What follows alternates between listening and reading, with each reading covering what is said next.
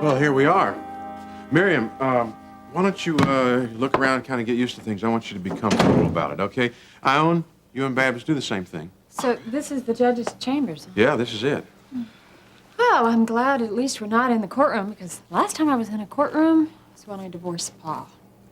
Back then, I would have given anything if he were dead, and now I'd give anything if he were alive, because I wouldn't have to be fighting for custody of my son today. Miriam, we'll be seated over here probably until I call you up to the front. But I just want to repeat something to you. This is a custody hearing. It's not a trial. It's a little less formal, so I want you to relax, okay? Oh, sure. All right, I'll try to also. I'm sure that Charles has been all over Myers to pour it on, so we got to be prepared for just about anything. Well, where do you want us to sit, Harold? It doesn't really matter. You can sit anywhere until we get rolling. But Babs, I'm not going to be calling you for a character witness. Well, why not? I want to. I mean, I want to tell the judge what a good person Miriam is and what a louse her father is. Gil, I don't know. Will you let me in? I don't know. Stacy, please. Gil, I need to talk to you. my sister's pregnant with your child. What more is there to say? I saw Amber last night, late last night, and I need to talk to you about it, Stacy. I really do. All right.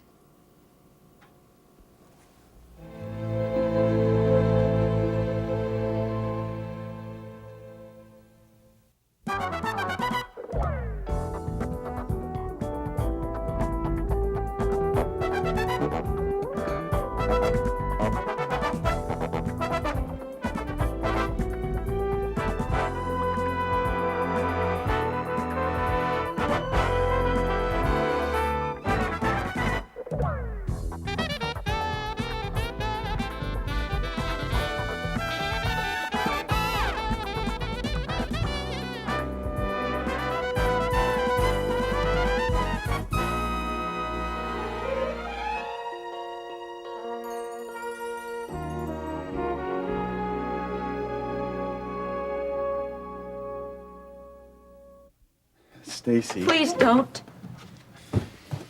Look, I know how you must feel. How do you know? Is it because you've been through it so many times with other women? Well, that was a low blow. I'm sorry.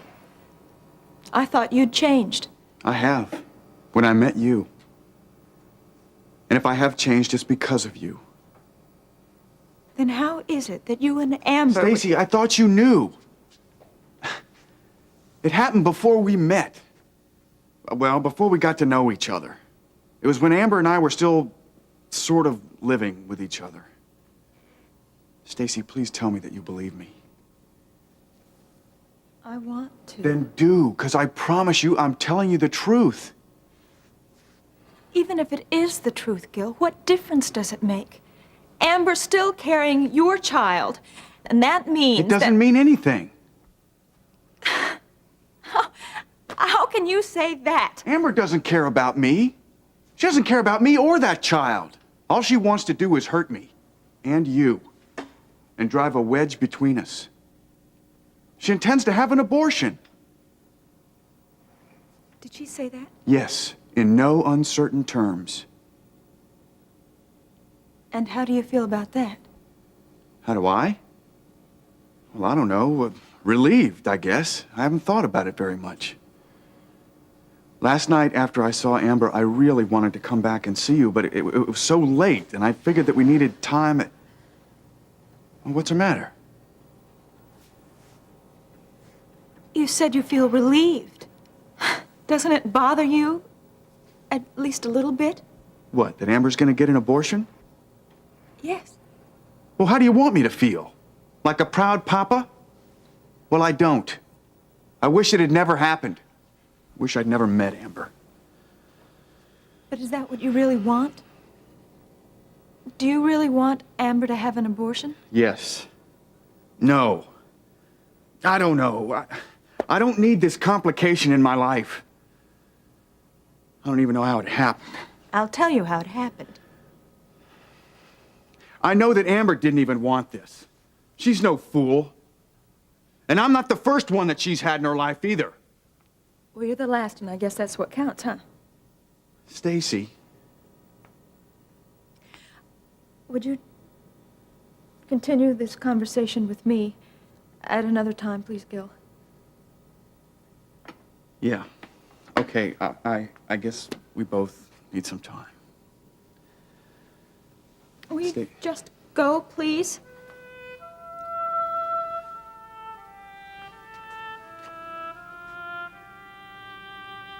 I love you.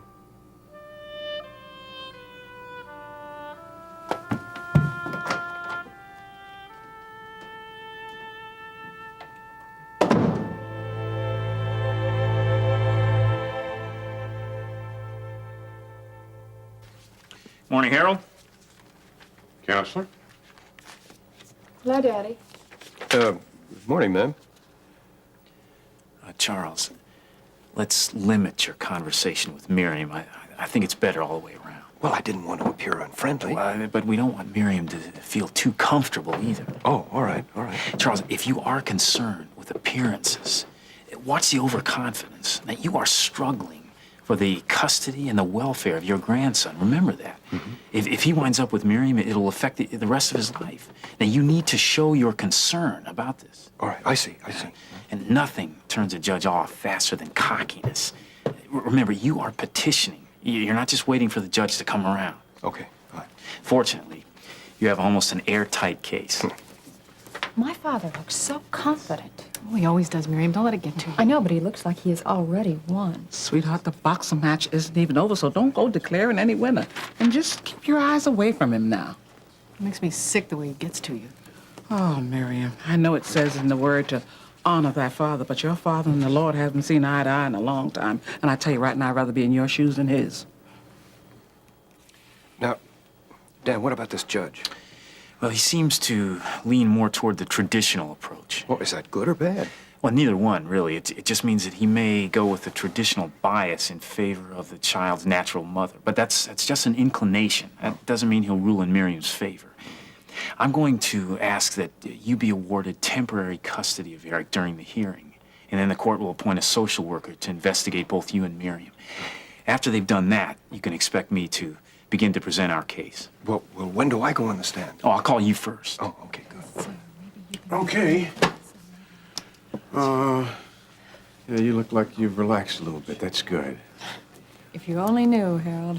Harold, why won't you let me testify? I could do a good job. I know you can, Babs, but it's real difficult for me to put you on the stand as a character witness when your own character might be subject to question. Because I used to be a hooker. That's right. Might as well zero right in on that, make everything you said in the past look like a mockery. Now, Babs, don't you worry. The important thing is that you're here. You and I own both. Terry, I wouldn't print anything to jeopardize your family. Even if it's something controversial? Well, now if something is going on that might jeopardize somebody, then maybe I should hear about it. Or what if a reporter over at the Times gets hold of this? Okay, let's go over here and we'll talk about it. Well, look, I don't want to pressure you or anything like that, but I sense that something is going on and maybe I can be of some kind of help. It's not you, Gene. It's just that I feel I've got two people to protect here, Nancy and Ben. You see, Nancy's accident may have been a suicide attempt. Oh, Mom said that she was very depressed. She called the clinic last night and asked for Dave. He wasn't there, but Ben talked to her. She made some threats. Suicide threats? Yeah. Well, Ben took it seriously, of course, and he urged her to stay right where she was. Which was where? I don't know. I think it was some bar. The Castaway, I think. Anyway, she'd had quite a bit to drink, and by the time Ben and Russ Weaver got there, she'd already left. Well, they figured that she'd gone back to the clinic, so they went back there. And they found her just shortly after the accident had happened.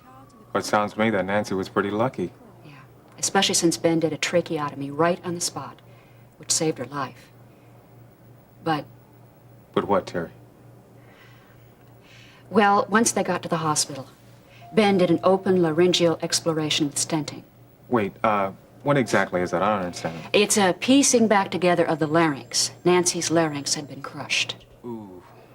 Terry, I don't see how Ben could have performed an operation like this. I mean, he doesn't have full use of his hand. Well, he did. I think it was a miracle, and so did Alex. So, does that mean his hand is No. Must have been divine intervention, because his hand is no better now than it was before. Hey, Terry, this would make a great human interest story. Yes, Jean, it would do that, except that the operation was performed in violation of hospital rules. And he was supposed to have another physician there with him. He tried, but it was very hectic that night. And Alex told him just to go ahead with it, even assisted him. But you see, Alex doesn't have the authority to give that kind of permission. But who does have the authority, Terry? Lester Lewis, the hospital administrator. Well, does he know about this? Yes, he does, and he's very upset. I see. Well, you don't suppose that he would, take formal action against Ben, then, huh? I think he very well could.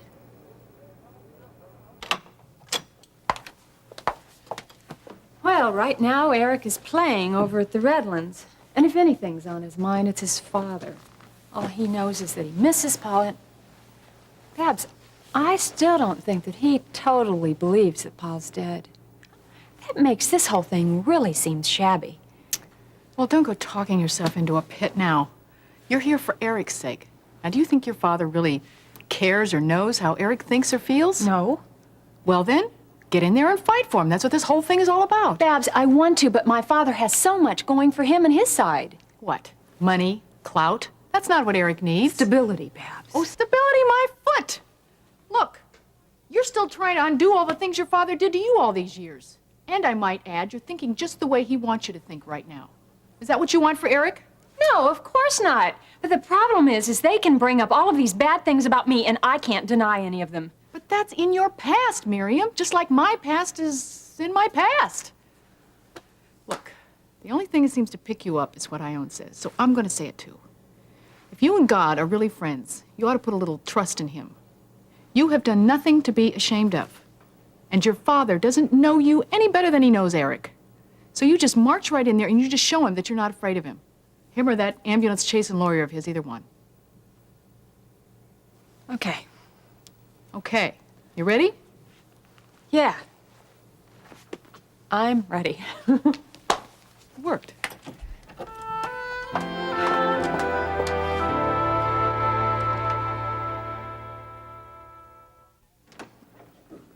All rise.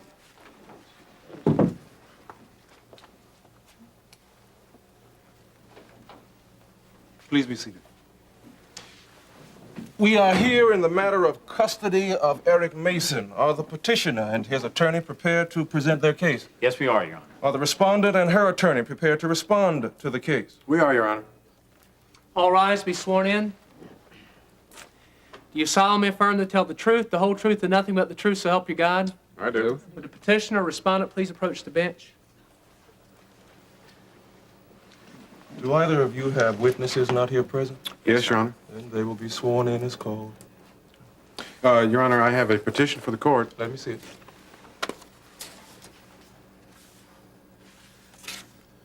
Mr. Webster has requested that the respondent be given temporary custody of her child through these proceedings until I have made my decision. Is there any objection to this? Yes, Your Honor. I have a similar petition. The petitioner has also requested temporary custody.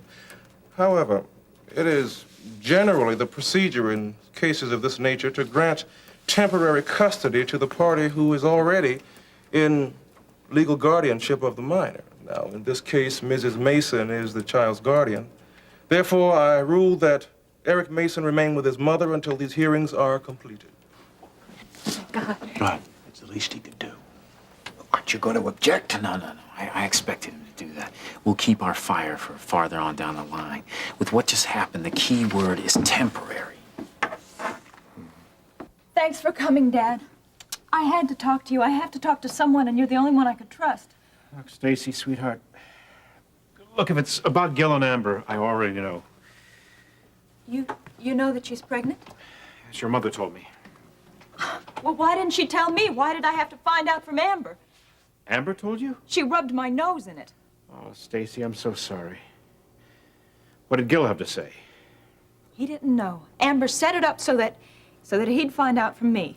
Oh, no. Oh, yes. Come on over here and sit down. Daddy, what am I gonna do? Well, I don't think there's anything you can do except, well, let it be. Let time take away the pain. But Dad, I love him.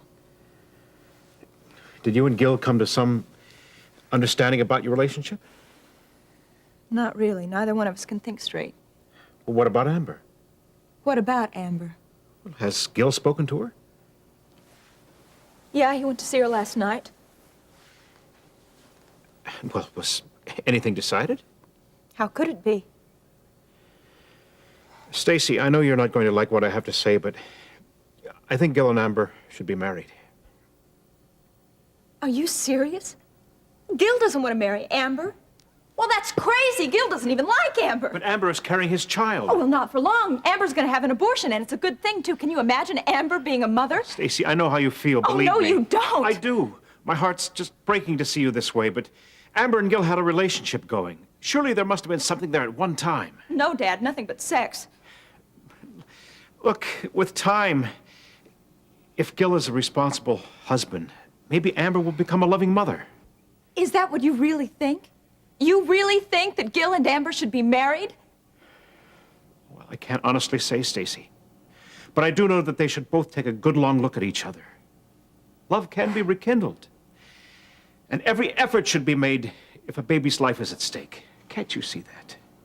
I can't see that, and I won't see it. I feel alive for the first time in my life. For the first time in my life, I'm in love with someone, and if you try to take that from me, you know where that's going to leave me. So the brunt of this is that Ben could be penalized for miraculously saving a life? I'm afraid so. But what's even more ironic is that Ben may have pioneered a new surgical technique. At least Alex thinks so. Oh. Well, I would certainly like to talk to Ben if you think that's possible. I don't know, Gene. Hey, I'll be very discreet. All I want to do is talk to Ben. I'll talk to Alex, and eventually getting around to talking to Lester Lewis, too. I won't headline any of the conflicts or anything like that, I promise. Well, I don't know if Ben would want to discuss it with you or not, but you can try. But please, just be careful. I know. Before I print anything comes the integrity of my friends. Thanks, Gene. All right. You take care. Okay, I will. Bye-bye. Bye.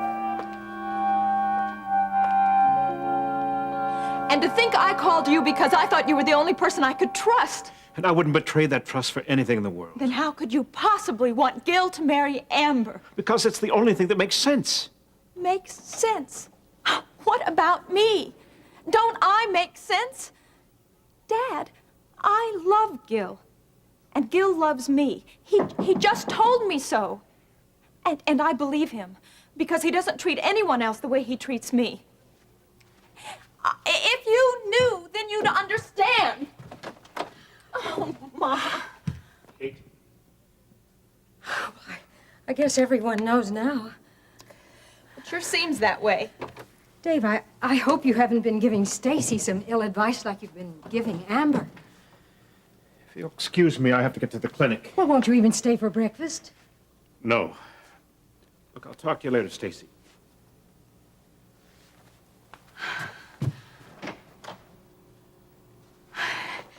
Stacy, what is going on here? I heard you all the way out in the hall. You wouldn't believe it, Mother. Why don't you just tell me what happened? My father, who loves me so much, is hoping with all his heart that Gil will marry Amber. He what? You heard me. He thinks that they should get married and live happily ever after. I can't believe it. I didn't either, but he's serious. But Amber and Gil aren't in love. What kind of marriage would that make? None. But it would make a home for their baby. Some home. There are too many people in the world already without bringing in a child who isn't even wanted. Tell that to him, Mom. But doesn't he know how you and Gil feel about each other? Of course he does. But the only thing that matters to him is that Amber doesn't have an abortion. Well, that's just too bad. Because Amber has decided to have an abortion, and that's that. I cannot stand this self-righteous interference. I won't have it.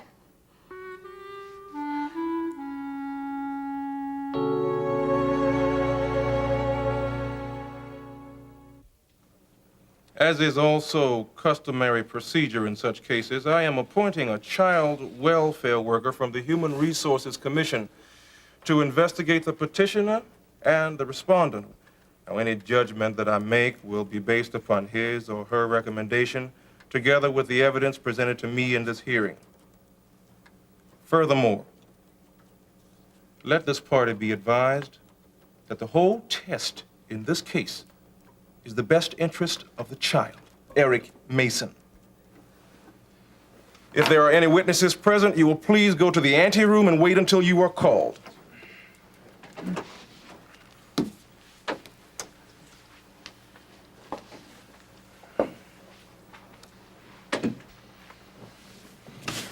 You may proceed. Thank you, Your Honor. For my first witness, I call the petitioner, Charles